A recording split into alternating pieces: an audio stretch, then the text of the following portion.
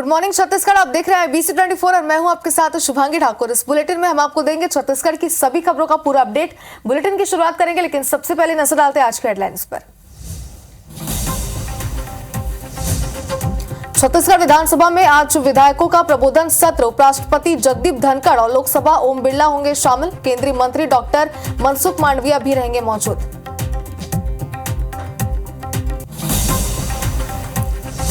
छत्तीसगढ़ दौरे पर रहेंगे उपराष्ट्रपति जगदीप धनखड़। इंदिरा गांधी कृषि विश्वविद्यालय के स्थापना दिवस समारोह में करेंगे शिरकत। विधायकों के प्रबोधन कार्यक्रम में भी होंगे शामिल। अंबिकापुर में खरीदी केंद्र से 43 लाख की धान गायब। खाद्य विभाग की दबिश के बाद हुआ खुलासा। प्रशासन की टीम ने शुरू की जांच। छत्तीसगढ़ में 76 लाख राशन कार्डों का होगा नवीनीकरण। 25 जनवरी से 29 फरवरी तक चलेगी प्रक्रिया। राशन कार्ड में लगाई जाएगी सीएम विष्णु देसाई की फोटो।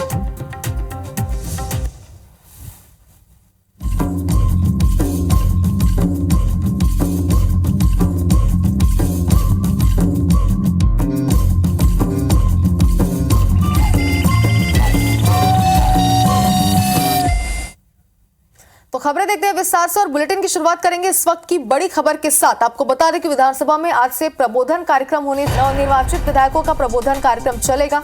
लोकसभा अध्यक्ष ओम बिरला इसमें मुख्य अतिथि के तौर पर शामिल होंगे। आज सुबह 11 बजे से प्रबोधन कार्यक्रम की शुरुआत होगी।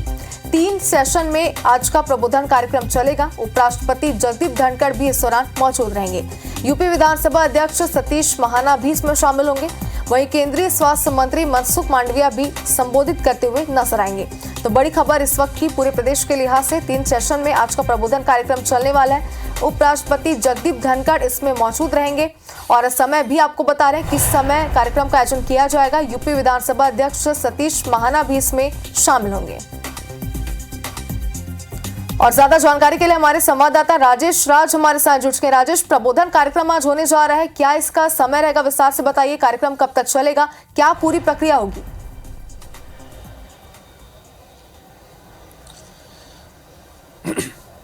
जी बिल्कुल, देखिए छत्तीसगढ़ के नवनिर्वाचित विधायकों के प्रबोधन के लिए आज से कार्यक्रम शुरू हो रहा है और बहुत ही गौरवपूर्ण ये पल होगा क्योंकि देश के उपराष्ट्रपति जगदीप धनखड़ इसमें शामिल हो रहे हैं। लोकसभा के अध्यक्ष ओम बिरला इसमें शामिल हो रहे हैं। यूपी विधानसभा के अध्यक्ष महाना जी इसमें शामिल होंगे और आज 3 सेशन में ये सत्र शुरू होगा। सुबह 11 बजे से सत्र की शुरुआत होगी जिसमें नेता प्रतिपक्ष, विधानसभा अध्यक्ष, सीएम से लेकर के ओम बिरला जी इसका पहले ही सेशन में जो 11 बजे से शुरुआत होगी उसमें ओम बिरला जी मुख्य अतिथि के तौर पर इसमें शामिल होंगे और सत्र का उद्घाटन होने के बाद ओम बिरला इसको प्रबोधन देंगे। विधायकों को बताएंगे कि संसदीय मर्यादा क्या होती है, संसदीय प्रक्रिया क्या होती है, किस तरह के कार्यक्रम होते हैं, क्या उनके अधिकार है, क्या मर्यादा गरिमा होनी चाहिए विधायकों को, जनप्रतिनिधि को। उनके लंबा अनुभव है लोकसभा अध्यक्ष के रूप में चलाने का, देश की सर्वोच्च संस्था लोकतंत्र संस्था चलाने का, तो उसका फायदा छत्तीसगढ़ के नवनिर्वाचित विधायकों को मिलेगा।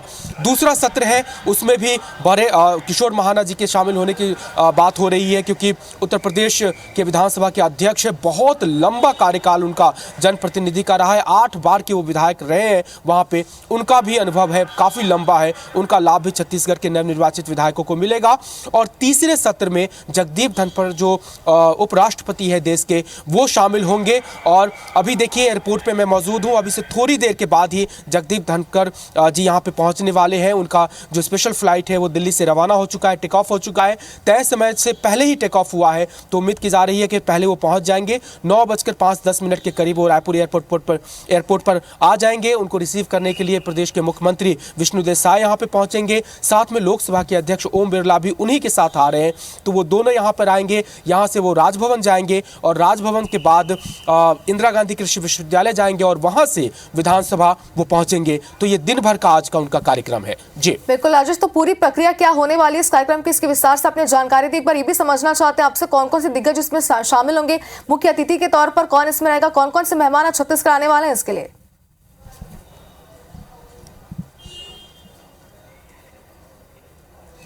जी बिल्कुल। तो देखिए, इस कार्यक्रम के लिए जो मुख्य अतिथि हैं वो लोकसभा के अध्यक्ष ओम बिरला हैं।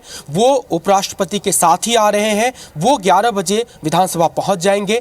जब कार्यक्रम की शुरुआत होगी 11 बजे दीप प्रज्वलन के साथ इस कार्यक्रम की शुरुआत होगी। उसमें नेता प्रतिपक्ष, विधानसभा के अध्यक्ष और मुख्यमंत्री विष्णुदेव साय, ये तमाम लोग रहेंगे। उसके बाद सत्र प्रबोधन की शुरुआत होगी और उसमें जो पहला उद्बोधन होगा मुख्य अतिथि का, वो होगा ओम बिरला जी का। और इस सत्र उनके संबोधन के बाद में पहले सत्र का क्या खात्मा होगा। उसके बाद टी ब्रेक है। फिर दूसरे सत्र की शुरुआत होगी जिसमें उत्तर प्रदेश के विधानसभा अध्यक्ष किशोर महाना जी हैं, वो उसमें शामिल होंगे और वो अतिथि के तौर पे उसको उद्बोधित करेंगे।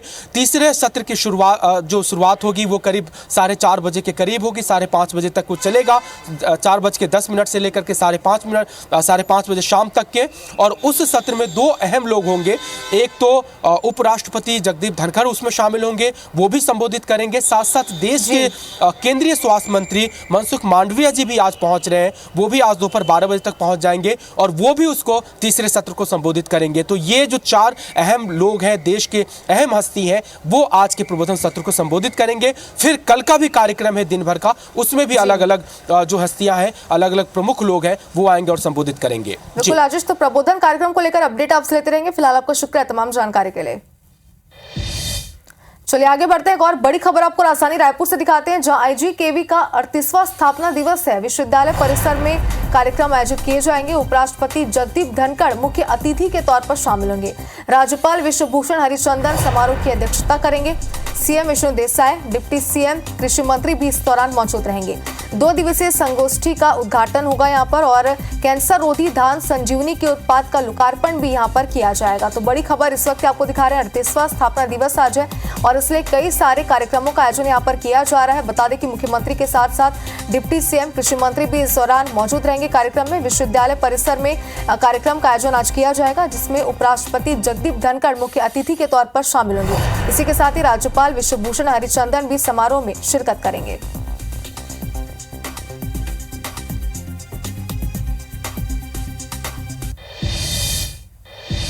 और सीएम विष्णुदेव साय रायपुर के पुराने पुलिस मुख्यालय में नए कानूनों के प्रावधानों के प्रेजेंटेशन में शामिल हुए। आपको बता दें कि इस दौरान गृह मंत्री विजय शर्मा, मुख्य सचिव अमिताभ जैन, गृह सचिव मनोज पिंगवा, डीजीपी अशोक जुनेजा समेत पुलिस और गृह विभाग के कई अफसर भी मौजूद रहे।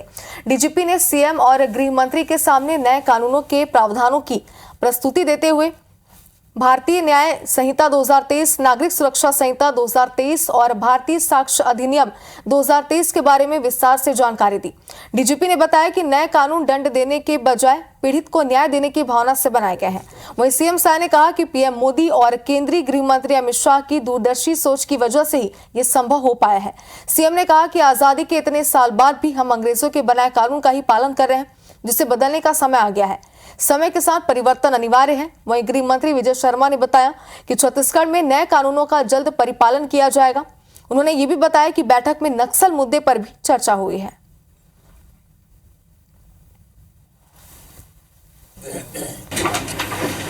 जो ब्रिटिश संसद में पास हुए थे, उसी से पूरा भारत के प्रक्रियाएं गवर्न हो रही थी। उन तीनों के समानांतर भारतीय आत्मा को ध्यान में रख करके और भारतीय सदन में प्रस्ताव पारित करके कानून केंद्रीय स्तर पर बने हैं। उस कानून की पूरी जानकारी सबके साथ हो। केंद्रीय गृह मंत्री महोदय का भी 21 तारीख को आना है। उन्होंने जिन विषयों पर तैयारियों के लिए कहा है, उन विषयों की भी आज चर्चा हुई है। उस पर अच्छी तैयारी हुई है। और छत्तीसगढ़ में राशन कार्डों के नवीनीकरण के लिए आपको बता दें कि राज्य स्तरीय अभियान 25 जनवरी से 29 फरवरी तक चलाया जाएगा। इसके लिए खाद्य विभाग ने नया मोबाइल ऐप तैयार किया है, जिसे राशन कार्ड धारी अपने मोबाइल में डाउनलोड कर राशन कार्ड के नवीनीकरण के लिए इलेक्ट्रॉनिक आवेदन ऑनलाइन जमा कर सकते हैं। ऐप को खाद्य विभाग की वेबसाइट से डाउनलोड किया जा सकता है। वहीं ऐसे हितग्राही जिनके पास एंड्रॉयड मोबाइल नहीं है, वो उचित मूल्य दुकान पर ऑनलाइन और ऑफलाइन प्रक्रिया के जरिए आवेदन जमा कर सकते हैं। बता दें कि नए राशन कार्ड में प्रधानमंत्री नरेंद्र मोदी और मुख्यमंत्री विष्णुदेव साय की फोटो लगेगी।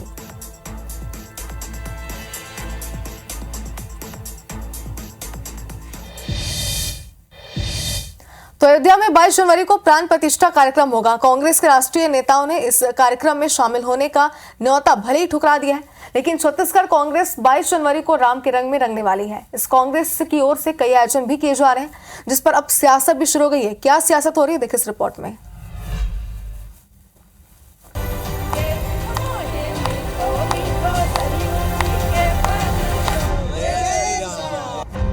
कांग्रेस 22 जनवरी को छत्तीसगढ़ में अपने तरीके से रामलला की प्राण प्रतिष्ठा को लेकर आयोजन करने जा रही है। कांग्रेस सभी जिलों में हनुमान चालीसा का पाठ करेगी। चंदखुरी स्थित कौशल्या मंदिर में भी कांग्रेस की ओर से सुंदरकांड का महापाठ होगा। इधर पूर्व मंत्री सत्यनारायण शर्मा जैतू साव मठ और नागरीदास मंदिर में आयोजित कार्यक्रम और शोभा यात्रा में शामिल होंगे। तो वहीं कांग्रेस के पूर्व विधायक महंत राम सुंदर दास दूधाधारी मठ में विशेष पूजा में शामिल होंगे। पूर्व मंत्री अमितेश शुक्ला राजिम के प्राचीन राम मंदिर में पूजा करेंगे। वहीं संसदीय सचिव विकास उपाध्याय अपने इलाके के हर राम मंदिर में पूजा करेंगे। कांग्रेस नेता कह रहे हैं कि राम के प्रति आस्था हम सबके दिल में है और बाद में अयोध्या भी जाएंगे। बीजेपी राम पर केवल राजनीति करती है। 22 तारीख को देखिए हमारे जैतू साव मठ में भी आयोजन है, नागरीदास मंदिर में भी आयोजन है, मंदिर सोतबाड़े में भी आयोजन है, चरोदा में भी आयोजन है। हम लोग आयोजन कर रहे हैं, उत्सव कर रहे हैं, कहीं कोई दिक्कत नहीं है। भगवान राम हमारे आदर्श हैं, उनके प्रति सबके मन में सच्ची श्रद्धा है। मर्यादा तो राघवेंद्र सरकार रामलला जी अपने जो दिव्य और भव्य मंदिर बना है उसके गर्भगृह में वो विराजमान हो रहे हैं। छत्तीसगढ़ में भी विशेष उत्सव के रूप में मनाया जा रहा है।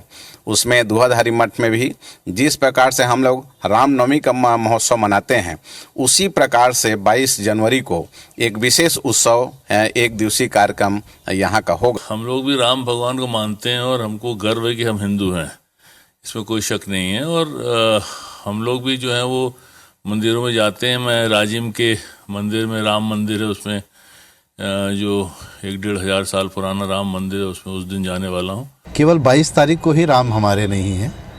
राम तो हमारे रोम रोम में है, हमारे कण कण में राम है और भगवान राम हमारे आराध्य हैं। इसका हम लोग राजनीतिकरण नहीं करते हैं, भारतीय जनता पार्टी इसका राजनीतिकरण कर रही है। इधर छत्तीसगढ़ में कांग्रेस के इन आयोजनों को लेकर बीजेपी नेता तंज कस रहे हैं। बड़ा शुभ दिन है। 500 वर्षों के बाद मिला है वो दिन कि जहां पर राम मंदिर तोड़ा गया था वहीं राम मंदिर बनना चाहिए। 500 वर्षों के बाद आने वाले दिन का अगर कोई ये करता है, विरोध करता है, तो वो बात गलत है। उनको जरूर ऐसा करना चाहिए। राम तो नहीं है, ये तो उनके बात व्यवहार आचरण से ही दिखाई दे रहा है, उनके बयानों से। और जो दूसरा आप बोले रोम, तो वो तो है ही ना, उनके मुखिया लोग ही हैं उसमें, तो गलत क्या बोल रहे हैं। जब भाजपा का गठन हुआ तब से राम हमारे रोम रोम में है और राम का अस्तित्व से ही हमारा अस्तित्व है। ये ध्येय लेकर हम घर से निकले थे राजनीतिक सामाजिक जीवन के कार्यकर्ता के रूप में। तो मैं आपके माध्यम से यह स्पष्ट कर दूं कि कांग्रेसियों को अपने गिरेबां पे झांकना चाहिए। जो कल तक राम के अस्तित्व को नकारते थे, आज अचानक राम भक्त कैसे हो गए हैं। अयोध्या में राम मंदिर की प्राण प्रतिष्ठा को लेकर देश राममय है। दूसरी ओर सियासी दल एक दूसरे से आगे बढ़कर खुद को राम भक्त बता रहे हैं। रायपुर से राजेश मिश्रा के साथ बिलासपुर से जितेंद्र थवाइट, IBC 24। उधर पखांजूर में बीजेपी नेता असीम राय की हत्या कराने के आरोप में गिरफ्तार नगर पंचायत अध्यक्ष को अपनी कुर्सी से भी हाथ धोना पड़ गया।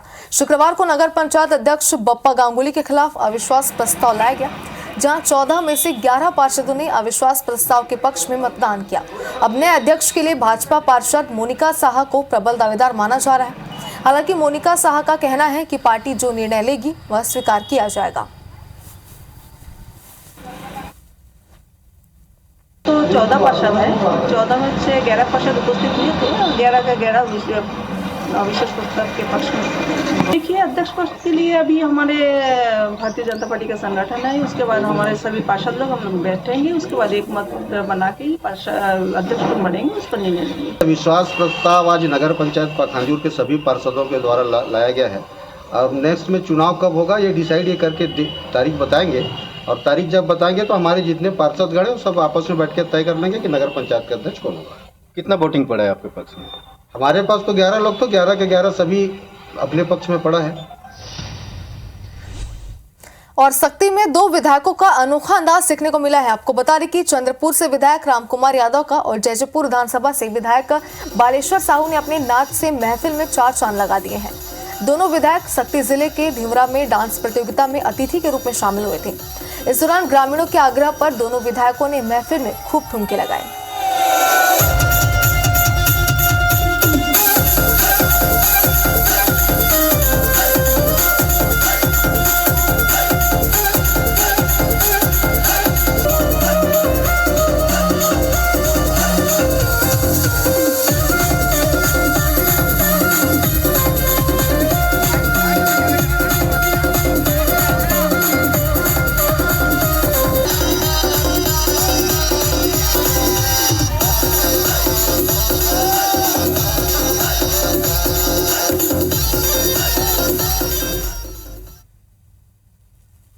इधर बेमेतरा के न्यूनारा गांव में लोर नदी के पास एक महिला की अधजली लाश मिली है, जिससे इलाके में सनसनी फैल गई। शव देखकर ग्रामीणों ने पुलिस को इसकी सूचना दी, जिसके बाद एसपी भावना गुप्ता, एएसपी पंकज पटेल और SDOP Tejram Patel forensic team के साथ मौके पर पहुंचे और साक्ष्य जुटाकर शव को पोस्टमार्टम के लिए रायपुर के मेका आर अस्पताल भिजवाया। मृत महिला की शिनाख्त नहीं हो पाई है, पुलिस शिनाख्त करने में जुटी हुई है। वहीं एसपी भावना गुप्ता ने कहा कि टीम गठित कर वारदात की जांच की जा रही है, जल्द ही मामले में खुलासा किया जाएगा।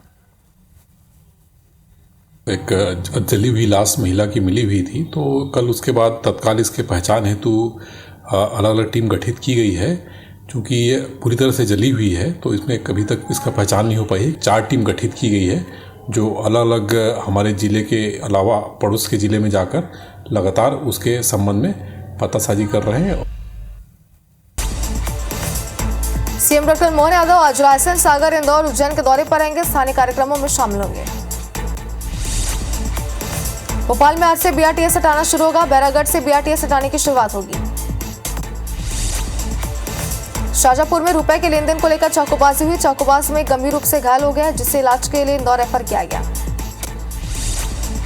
सीहोर में बिजली के खंभे पर काम कर रहे मजदूर की मौत हो गई। घटना के बाद ठेकेदार और लाइनमैन दोनों फरार हो गए। इंदौर में आईटी हॉस्टल में 2 गुट आपस में भिड़ गए। 2 छात्र गुटों के बीच पथराव हुआ। पथराव में 2 छात्र घायल हो गए। दोनों गुट थाने में शिकायत करने पहुंचे। ग्वालियर में असामाजिक तत्वों ने राम मंदिर का पोस्टर फाड़ दिया। एक आरोपी गिरफ्तार किया गया, दूसरे की तलाश जारी है।